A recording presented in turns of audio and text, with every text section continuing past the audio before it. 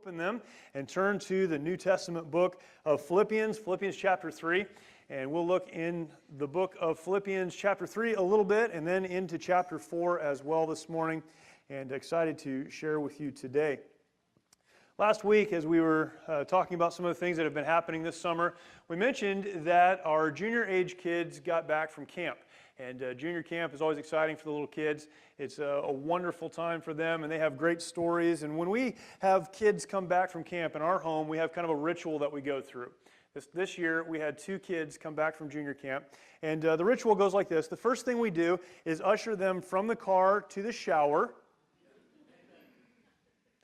We try to keep them from touching things on the way in. If possible, they have showers at camp, but clearly our kids don't use them, so we try to get them into the shower. While they're in the shower, we burn the clothes that they wore while they were at camp, which sounds like a big loss. It's really not. We pack clean clothes and clean underwear for them, but they don't use any of it. So it's really one set of clothes we burn, get rid of that, so pretty easy. And then we reacquaint them with their toothbrush when they get out of the shower. This is a great process for us to go through, and now we can tolerate them. Anyone have junior age kids? Okay, so you know what I'm talking about, right? So we go through this process, and then we all sit down, and they start to tell us stories, and they're always so excited. They want to tell you about everything that happened, right? And kids are awesome because you can drop your 8, 9, 10, 11, and 12-year-old kids off in the middle of the desert during the hottest week of the year, and they don't know how horrible it was because they're kids, and they're a little bit dumb. So they don't know. They don't understand, right? It's terrible, it's dirty, it's hot, but if there's an algae-infested pond that they can swim in, and they may even get a rash on their body, they don't care because they had a good time. There were games, they come home super excited. This is one of the great things about talking to children. They're full of hope, they're full of promise, anything is possible, right? And they tell you all of these stories, and it's pretty awesome. What they don't know is that eventually they'll grow up, and life will crush them. Can I get a witness here this morning? Life will crush them, right? We like being grown up, but what we know is that kind of the promise and the hope of youth gives way to the realities of life as we get a little bit older. It's fun to talk to kids because they remind us what it was like and what it could have been like, but often the adult us bears little resemblance to what we thought it might when we were much younger. Because life has a way of presenting obstacles that maybe we didn't see coming. There are trials and there are difficulties that we have to deal with that we never thought about when we were children. We come to those moments in life, and maybe you've had these moments in life as well, where you look around at your life or you look around at your relationships, maybe you look at your job situation, maybe it's something else that you look at, and you have to step back, and if you're being honest, you evaluate it this way. This is not what I thought. This is not what I thought this relationship would look like. I didn't know that marriage was like this. This is not what I thought my job would be like. This is not what I thought my financial situation would be like at this time in my life. This is not what I thought. Something must have gone wrong. It's crazy because when we're children, we're so full of hope and promise. And yet eventually the realities of life put us in a position where we have to navigate once again how exactly we're going to move forward. Can any of you relate to that this morning? This is something that's common to all of us. Over the next couple of weeks, we're going to talk about how to deal with these not what I thought moments in life. We have 3 weeks together, and I would like to walk through this time together and really examine how we can continue to move forward when we evaluate our lives and it's less than we hoped it would be. Or maybe we find ourselves in a fight that was completely unexpected. We're going to talk about how to move forward, but I'll tell you right now, and I would want to give my kind of big goal right up front. I know that there are people here this morning that need a series like this one. I know it. We come to this church, we look like we've got it together, particularly to the people that don't know us very well. Our marriage may look like it's great, and it's not. Our relationship with our children may be anything but desirable, but people don't know that. Our financial situation is not all that we want it to be. In fact, it may be one step away from disaster. Our work situation may be also horrible. We're all going through something. We're dealing with things. And although we'd rather be adults than kids, and we hope there are more good times than bad times, the reality is that there are people here this morning, and you may be that person that's going through something right now. And it may be one of those battles or one of those fights you just don't know how to navigate. You don't know what to do. But you know that you can't continue doing what you're doing right now. I want us to just step back, take a couple of weeks to learn together. Can we do that? Our discussion begins with an understanding that it does not matter who you are or where you come from. There will be times of darkness and difficulty in your life. We all feel like we're the only ones who are struggling in whatever area it is that we're struggling, but that's just not true. It doesn't matter who you are, what your socioeconomic status is. None of those things matter. You will struggle and you will go through difficulties. You will have those times where the inside of you does not reflect the outside of you. Because on the outside, you look like you've got it figured out, but on the inside, you're absolutely broken and in despair. We'll all go through those times. Maybe in the middle of that moment, you'll get up just enough courage to talk to a close friend and tell them what you're going through. I think one of the reasons we don't ask for help or tell people what we're going through is because of the advice they give us. I don't know if you've had a moment like this, but I certainly have, where you're struggling. I mean, you're absolutely broken inside. You get up the courage to tell someone, and they say something like this, really sound advice: it's going to be okay. Thank you for that. Or they'll say, and this one's my favorite, just get over it. Or because we're in church, they'll say something like this: you just need to trust God more. There's no context around any of those statements, and really when you're hurting on the inside, it feels like someone punches you in the chest when they say something like that to you. Because it's not helpful. And when they say that without any context, all you can do is step back and look at them and go, well, I guess they don't know what it's like to be me. They've apparently never struggled the way that I'm struggling right now. And we carry that burden alone. Sometimes in lieu of asking people what I should do, when I'm having those moments in my life, I'll go to the Bible and begin to read God's Word for hope and inspiration, and that's a good thing to do. There are certainly tremendously encouraging passages of Scripture that we can go to in the midst of our battles, in the midst of our trials, and we can find hope.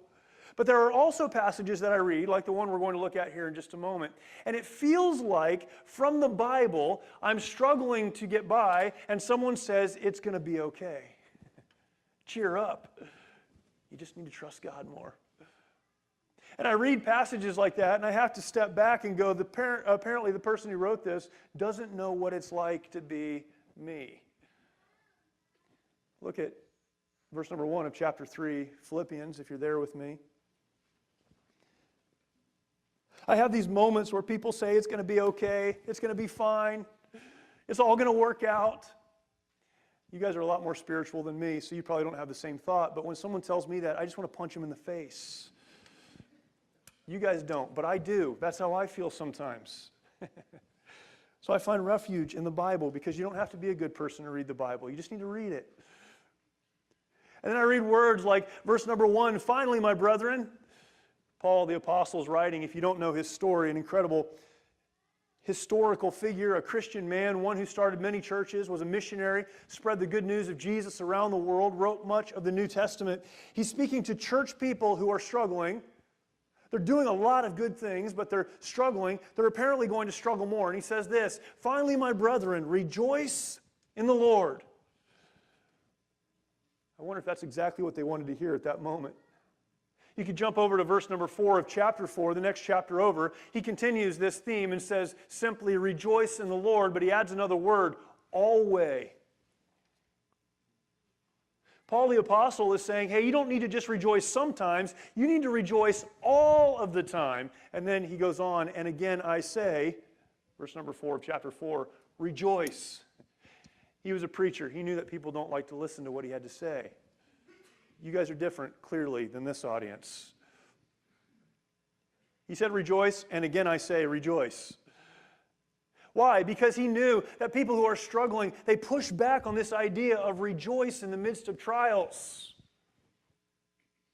But he went on because he understood this to explain why he was saying this.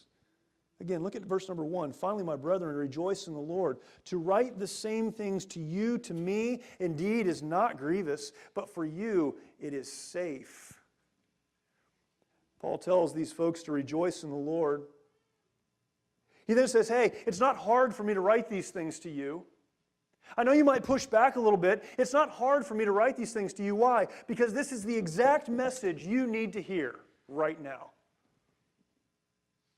He goes on and he explains that there are some people that all of the folks in this audience would have known, that once professed to have a relationship with Jesus Christ, that would have gone to a church maybe not too dissimilar from this one, that would have said that they wanted to raise their family to honor God, and they wanted to, in their own lives, live for God. They wanted to do the right things, but when the trials came into their lives, they turned their back and went a different direction. We won't read the verses. I'd encourage you to read through chapter 3. He said they walked away from God and embraced what the world around them had to offer. Paul says, I'm telling you this message, I'm giving you this message, I'm telling you to rejoice in the trials because it's going to get hard. And if you're not focused on rejoicing, really what he's saying is that you need to keep moving even when it gets hard. If you are not prepared for the trial ahead, then when it comes, you're going to fall away. And there are a lot of people, if you've been around church any length of time, you know these people. You can think of them in your mind. People who are doing the right thing and walking the right path, but the trials came and absolutely crushed them in the process, and they've just walked away from doing what they know is the right thing to do. Paul understood this. He understood that in the midst of the battles that we will all face, we need to keep moving forward. For it's moving forward that is the heart of rejoicing. Paul could have said it like this: even though life is sometimes hard, don't stop living. Living is not simply the physical act of drawing breath. Living is much bigger than that. Many people are physically alive, and yet spiritually and emotionally and relationally they've died. Life, real life, the kind of life that Christ has saved us for, happens when we decide, despite history or present circumstances, that we are going to move forward one deliberate step at a time. We can look at a verse like this one and say, well, Paul clearly doesn't understand what it's like to be me. He must not understand trial, or he wouldn't say things like this. If you know the history, you know that that's not true. Paul met Jesus Christ face to face. He then lived the rest of his life trying to serve God the best that he knew how, and in the process, he was rejected by those that should have accepted him. He was abused, he was beaten, he was stoned and left for dead, he was shipwrecked. Eventually, he'd lose his life as a Christian martyr, and as he penned these words, he's sitting in a jail cell. You see, Paul understood trial, and he understood difficulty, and he understood battles, and he understood that in the midst of those, we need to keep moving forward. The question before us is always, how? How do I do that? Telling me when I'm hurting and telling me when I'm broken that I need to rejoice, that I need to push forward, that I need to keep going. Telling me that I should do those is good, but telling me how is far more important. There's an event that I have reflected on many times that for me illustrates this truth, the truth that we're talking about today. It's a personal story, and it's a war story. I preface it so that you know that that's coming, because people will start to hear a story and they're like, another story, another war story. My story is no more or less important than yours, but it's my story so I can tell it. And you're sitting there, so you can't stop me. But we all have our stories.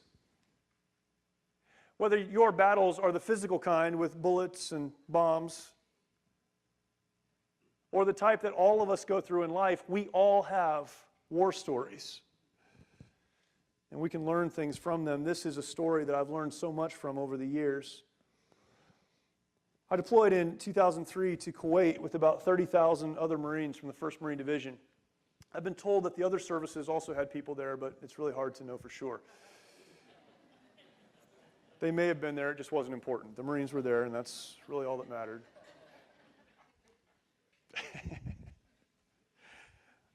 It's nice having the microphone once in a while. We deployed to Kuwait. We sat on the border between Kuwait and Iraq for a few months, and eventually the order to push north came, and we were told that our ultimate objective would be Baghdad, and we started to move that direction. Some of you may have even been there. We started to move that direction. About halfway up the road, one morning, early April 1st of 2003, we were given the order that our battalion would move to a very small bridge on a very small canal, and that we would secure the bridge. We just set up security on the bridge so that other units could pass through. Now, this wasn't that unusual, except that we were supposed to move to the bridge in daylight and secure it in the middle of the day. That was unusual. But it was okay because the intelligence professionals, they told us that it was such a small bridge on such a small canal that there would be no enemy there. Now, we should have thought this was strange that they were sending 1,200 Marines to a very small bridge on a very small canal that no enemy were guarding, but we went anyhow. We started to move toward this bridge, and the events that would take place there have taught me so much. I'll tell you this, and this is not one of our points this morning, but as we moved toward that bridge, I learned a lesson in retrospect. It was probably a bad idea to try to do that in the middle of the day, but we made a decision. I use we very loosely. The decision was made based on the very best information that we had to do what we did. Again, that's not a point, but this is important to remember. How many of you have ever made a bad decision? Would you just raise your hand this morning? Okay, keep them up. Now, everyone look around. All right, there are a few people in here who have not made bad decisions, but most of the people in here have at least one time in their life made a bad decision. You know what happens? There are people who make bad decisions and they live the rest of their life in regret. Don't regret making bad decisions. Just fix whatever it is that caused you to make that decision and move on. It's going to be okay. Cheer up. Get over it.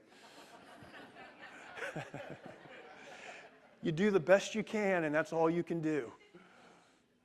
We did the best we could. We made the decisions that we made, and we moved toward the bridge. There was, and I'll explain the enemy that was sitting there, and I've been mad about this intelligence report for years. And then one day I was thinking through this event, and I kind of started to laugh, and I didn't feel mad anymore because I thought about the intelligence briefing that the enemy soldiers who were there must have gotten that morning.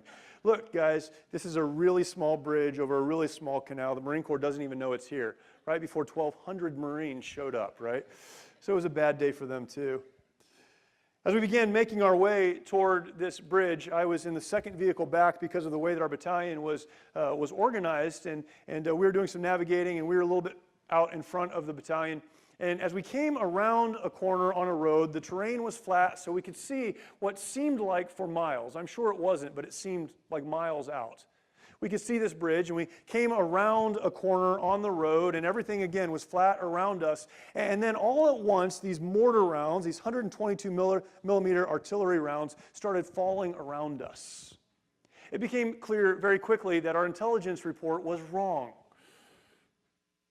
These rounds started falling around us, and I don't know, again, some of you may have been through something like this, but in my mind, I can not only see the moment that it started to happen, but I can smell the smoke and taste the smoke as we drove through it. Thankfully, none of our vehicles were hit, but it was falling around us. And the only thought I could think at that moment was, it's not supposed to be like this. This can't be happening. They said it wasn't going to happen. It's the middle of the day. Things are fine. This cannot possibly be happening. Which brings us to our first point. And if you have your outlines, you can write this down. In life, the biggest fights come when we least expect them. The biggest fights come when we least expect them. Rarely in life do we make decisions that we know will hurt us. In our lives, we make the best decisions that we can with the information that we have, and then we hope for the best. We work to plan and reduce as many variables as possible. We hope it will work out fine, and most of the time, because we're optimistic, we expect it to work out fine. But the biggest battles in life come when we least expect them. The most difficult battles to fight are the ones we never thought were a possibility. You ever found yourself in a fight like that?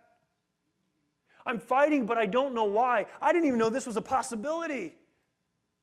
I fell in love, I got married, now I'm in the fight of my life. I don't know how I even got here. This wasn't supposed to happen. I made decisions regarding a job and things have turned so quickly. How did this happen? My financial situation was here and now it's here. How did this happen?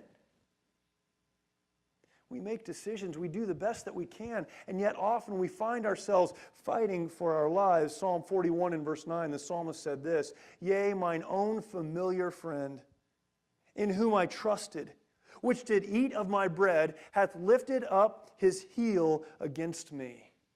What's the psalmist saying? He's saying there was a friend, and he's fighting me now. I'm in a fight. I'm in a battle that I did not see coming. I didn't even know this was a possibility. The Apostle Paul was not a perfect man. He certainly was not without sin or error in his life, but the majority of his life after meeting Christ was one dedicated to doing what God wanted him to do. He spoke face to face with Jesus Christ. He experienced miracles. He heard word from the Lord that would help to establish the local church. He wrote much of the New Testament. Much of what we understand about Christianity came through the writings of the Apostle Paul. He wasn't perfect, but he was a man fully devoted to doing what God wanted him to do. And he was a man, if there ever has been, that could have looked at his life and said, I'm doing everything right, my life should be fine. Look at verse number 8 of Philippians chapter 3. Again, I encourage you to read the whole chapter. We can't for time this morning. He said, "Yea, doubtless, and I count all things but loss for the excellency of the knowledge of Christ Jesus my Lord." He said, I've lost everything serving God. Now, he started off by saying you need to rejoice evermore. He'll say rejoice later on. He says a lot of things that are super encouraging, but what he makes is a point here that the battles come when we least expect them, when we have every reason to believe that it's all going to go well. That's typically when the fight finds us. Understanding that fights will come is super important. Not so that we will live our lives scared or overwhelmed with anxiety, but so that we can be prepared when the unexpected happens. I wrote this statement down. Some people are so overwhelmed by the unexpected that instead of living, continuing to move forward, listen to me, they become lifelong victims of a one-time event. You know anyone like that? Something bad happened to me when I was a kid. Something didn't work out in these relationships. There's another struggle that I've had. There is an event that is now defining my life. A one-time event now puts a cloud over everything that I do, think, and say. We become the lifelong victims of a one-time event. Why? Because a fight came that we didn't expect. I learned in the middle of this fight that you may not get to pick the fight, but you can pick how you fight.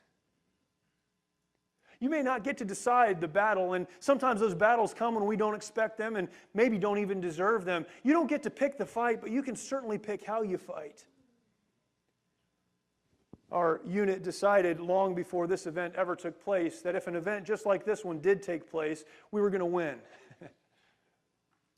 And we trained to win. We didn't know who we would be fighting or where we would be fighting, but we trained to win. And when the event unfolded, even though we didn't expect it, and even though we didn't decide to be involved in that, you see, the enemy gets a say in what happens. We had already decided how we would fight, and we did. Not only did those mortar rounds fall, but in the berm pointing toward us, there was about 100 enemy soldiers, we found out later. The number we found out later. We immediately understood they were there when they started firing their machine guns at us.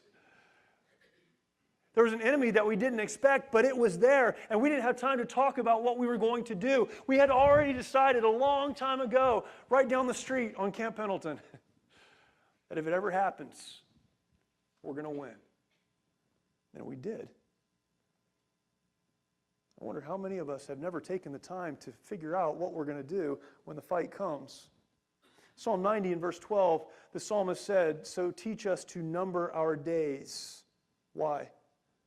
That we may apply our hearts unto wisdom. God, help us to look at life realistically. God, help us to really understand what life is about, to number our days so that we can be prepared when the fights come, so that we can come out on the other side victorious. You need to settle what you are going to do before the enemy presents himself. If you wait to figure it out until you find yourself in a fight, you've already lost. Philippians chapter 3, look at verse 10. Paul said that I may know him in the power of his resurrection and the fellowship of his sufferings, being made conformable unto his death. Paul said, I'm in a fight. I didn't ask for this fight. I didn't bring this fight upon myself. I've lost everything in the process of this. But look, I've already decided, good, bad, or otherwise, my job is to understand better who Jesus is. You could flip over to chapter 4 and look at verse 12. You know these verses. I know both how to be abased and I know how to abound. Everywhere and in all things I am instructed, both to be full and to be hungry, both to abound and to suffer need. I can do all things through Christ, which strengtheneth me. Paul said, my situation does not get to dictate how I live. Are you allowing your situation to dictate how you live? You don't have to. Takes us to our second point. You've made the decision, you're going to fight, you're going to push through when the battles come, and that's great. But one thing I learned that day, and one thing that is true in life, is that, number two, change is inevitable. So don't be surprised when it happens. Isn't it crazy how surprised we are when things go the way they should go?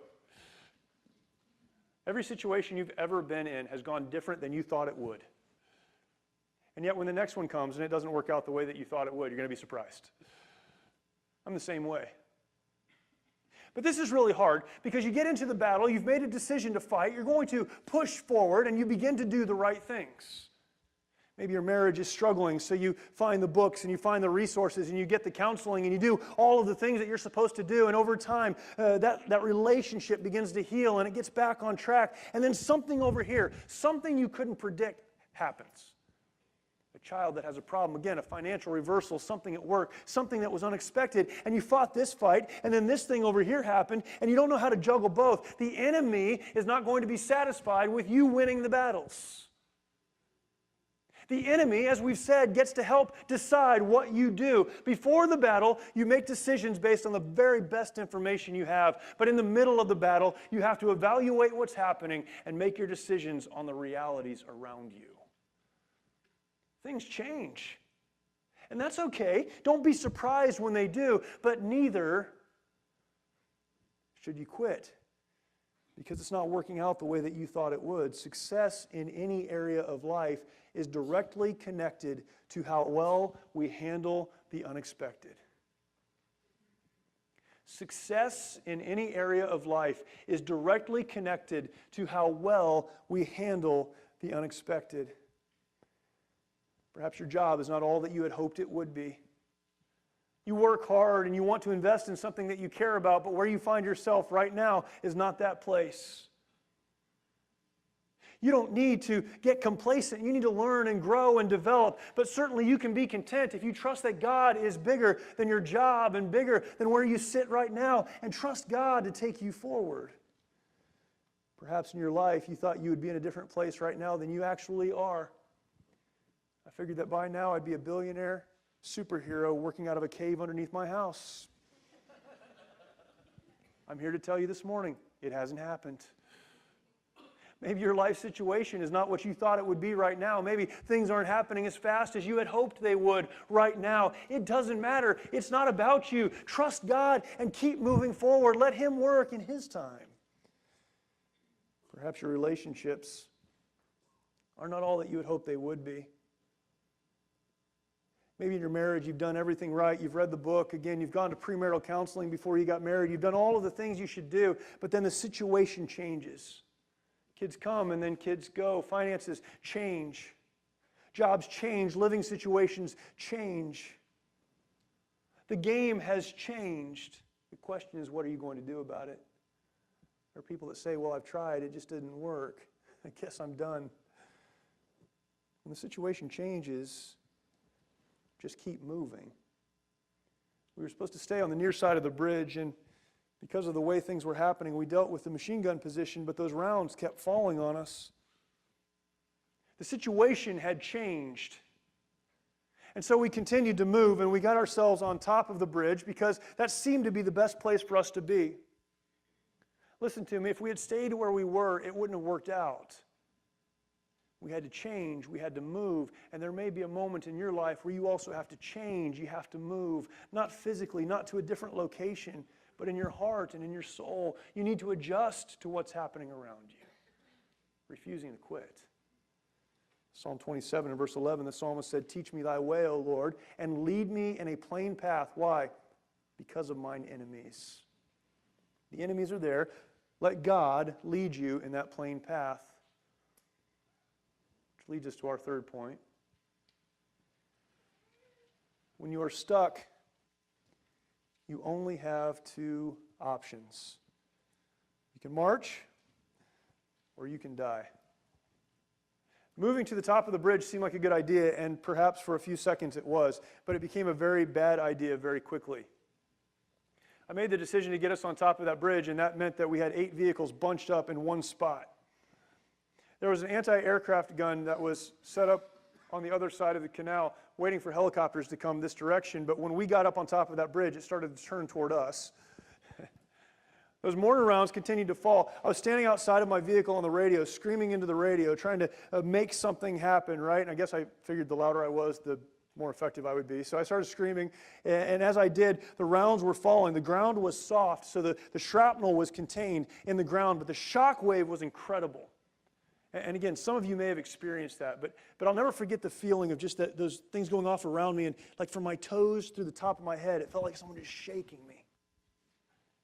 My section leader who was standing next to me was blown back onto his back. I thought we were going to lose everything, and we probably should have.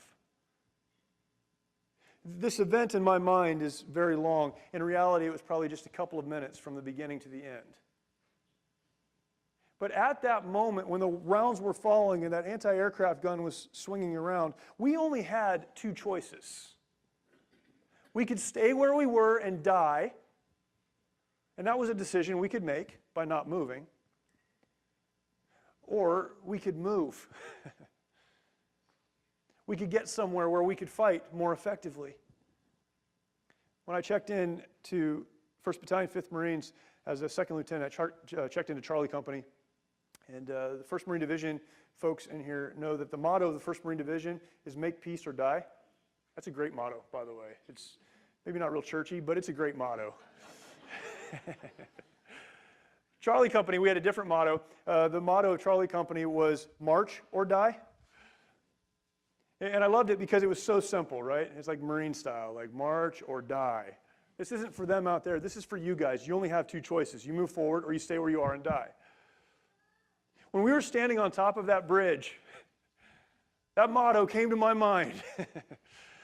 We can stay here and die, or we can march over there. Here it is in life. Check this out. When the rounds are falling around you in your life, and whatever that anti-aircraft gun is for you is swinging around and things are really bad, you only have two choices. Now, we complicate things, right? We find ourselves in these difficult situations and we think, there's thousands of things that I could do. And you could sit there and look at me and say, he has no idea. There are thousands of situations I could put myself in. My situation is so complicated. It's not as complicated as you think it is. Now, you can live in a lot of different places and spend time with a lot of people. There are a lot of things that you can do. But really, all of that boils down to one of two decisions. You can stay in the battle zone and give up and die. Stop living. Maybe breathing, but certainly not living. Or you can take the next step out of that kill zone. Marching is real simple. It's just one step after another. And then the next one, and then the next one, and then the next one, and then the next one. It's not complicated. The details will present themselves, and you'll deal with those as you move along. But don't complicate this more than it needs to be complicated. When you are in that life or death situation, you choose to stay and die, or you choose to move forward and march. Check this out. If you decide to stay where you are and die, you will not do it alone. I praise God that we came out of that situation and that myself and the Marines, that I had gotten into a very bad situation. We made it out. But really, we shouldn't have. You do the math, it doesn't work out. But I do know this, if the decision was made to stay there and we're just going to grunt this thing out and we're going to make it work somehow, I could have made that decision and those guys probably would have listened. And I would have been making a decision for me that would have cost them their lives. I don't know what battle you're going through right now, relationally, financially, vocationally, whatever it is you're dealing with. I have no idea. You know. But I will tell you this. If you decide to give up, you're not just deciding for you. You're deciding for your kids. You're deciding for your spouse. You're deciding for your grandkids. You're deciding for those people that you've told you're a Christian and trust God, and they're waiting to see if it's real. You're deciding for a lot of people that they're going to die with you.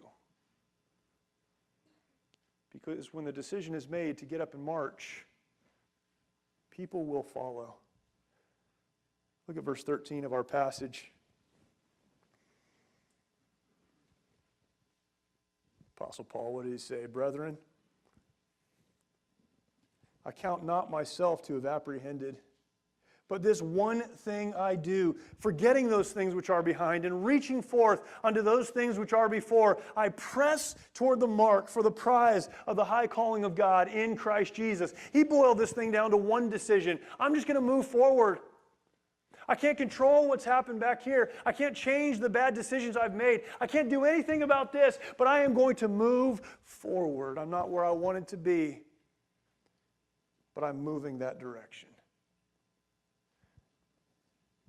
Verse number 17, we read these words, Brethren, be followers together of me.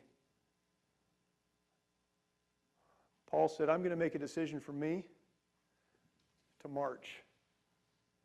And guys, all I want you to do is follow my example. How powerful it is to see the world falling apart around you, to understand that God is bigger, and to trust Him for the next step. Amen. You know why, hey, you need to trust God in this situation? You know why that sounds so hollow and so empty to us? When someone says God is bigger, it sounds so empty, so churchy to us. You know why? It's not because it's not true. God is bigger. And the answer is trusting Him. You know why it sounds so hollow? Because we don't do it. Because we've never made a decision to take the next step and just let God do what God wants to do. This whole thing unfolded again. It probably took minutes. It seems like it took much longer than that, but it probably just took minutes. We got to the other side of it. It wasn't dangerous anymore. And I talked to other guys who've been in combat, and some of you guys have been, and maybe you can relate to this. In the middle of a situation like that, your mind is so clear. It's hard to explain. But you know exactly what to do. And although it's confusing and chaotic, it's like, well, there's only two, there's us and them. And so it makes sense. But when that was over, I remember walking away, minutes after this thing had ended, walking away and experiencing something I'd never experienced up to that point and thinking about something I'd never really thought about. I had the thought for the first time in my entire life, it just doesn't matter. It doesn't matter if you're rich or poor. It doesn't matter if you've been to college or not been to college. It doesn't matter what color you are or what language you speak. It doesn't matter. The enemy doesn't care. Good people die and bad people die. Good people get caught in stuff like this and bad people get caught in stuff like this. And I had this thought, and the thought that followed was this one: but God is sovereign. For the first time in my life, that made sense to me. It made sense to me that I need to control what I can control, and I need to stop worrying about the rest of it. God really is bigger. I needed to make the decision to march, but beyond that, the details of that and the path forward, that was up to God. And I had a peace in my heart that, again, I had never experienced before. Verse number 7 of chapter 4, Paul said it this way: "And the peace of God, which passeth all understanding, shall keep your hearts and minds through Christ Jesus." Have you ever experienced that peace? You have a peace in your heart, but if you had to explain it to someone, you absolutely could not. That's a peace that comes from knowing that my job is to do my job, and God's job is everything else. That if I'll just take the next step, He'll show me what the one after that looks like. And then I'll take that one, and He'll show me that one, and then I'll take that one, and He'll show me that one. It's knowing that I can't stay back there and die. Faith is pursuing God and understanding that He is bigger, and He has a plan. And He'll bring you to the exact place that He wants you to be if only you will trust Him. Decide now that when the enemy does come, at a time and place of their choosing, when the rounds begin to fall figuratively in your life, that instead of laying there and dying, you'll get up and march. Push forward to the victory reserved for those who are bold enough to embrace it. The choice will always be yours. No one can take the ability to decide away from you. Decide that in the midst of the battle, you will march. So what are you going to do?